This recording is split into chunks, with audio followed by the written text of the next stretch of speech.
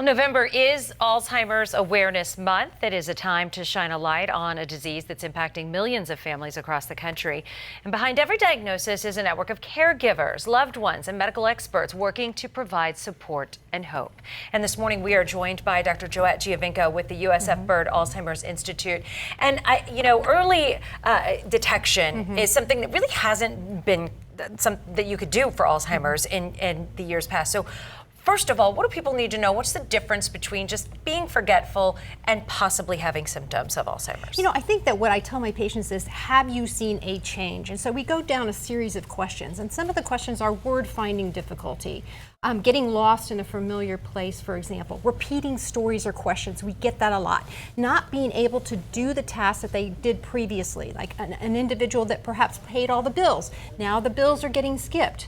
Some of those things are early signs of them having something that's wrong with them. But again, it may not be Alzheimer's, but it's good to get checked at that point. Absolutely. I've done some stories on clinical trials and whatnot, but also finding out in some of these clinical trials, and you at Byrd as well, you guys can, through blood tests, figure out there's biomarkers in our blood that can potentially show whether or not we're predisposed potentially to getting Alzheimer's. This is an unbelievable breakthrough. It really is, because in the past, say 20 years ago, the only way we would know if it was Alzheimer's is to do an autopsy after the person was deceased. But now there are these biomarkers, and they're in blood. We have had them in the CSF before, in the spinal fluid.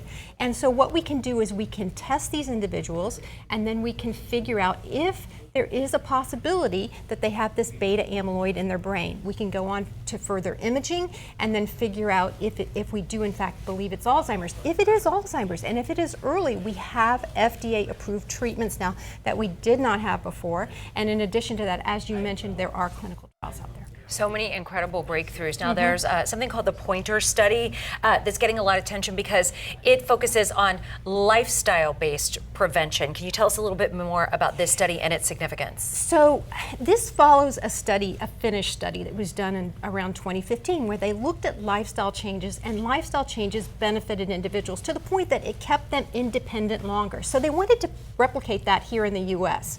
And what they did was they chose individuals that were at higher risk of developing cognitive decline, and these are individuals that were normal at the time, and they implemented exercise, diet, social interaction, and mental stimulation. So you have to think about your brain kind of like a muscle. If you're not exercising the various portions of that brain, then you're not really helping to retain that memory. And that's what it's all about, to try to keep as much of that memory as possible. Some of the exercise that was done, very, very simple. So 4 days a week of aerobics, about 30 minutes.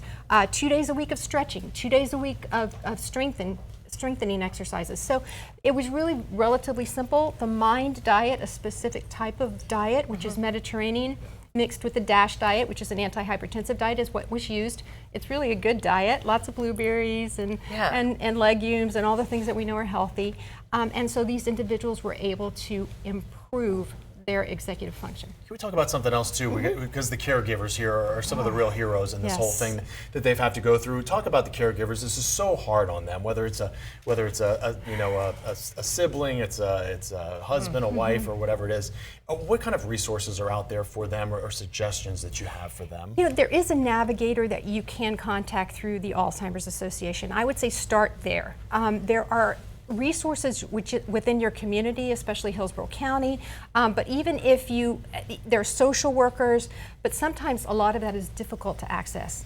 I know firsthand because my grandmother had Alzheimer's, and I watched what my mother went through. It is extremely difficult. I think we need more out there, but there are home health agencies and various other programs that are out there. And you mentioned your grandmother. Do we need to think about any genetic predisposition to Alzheimer's if we've had a family member have it?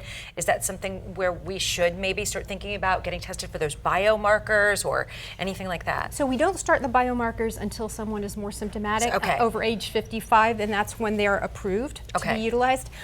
There are genetic studies, and some individuals are getting tested, like 23andMe. We have people coming into the office saying, wow, I tested positive for this particular gene.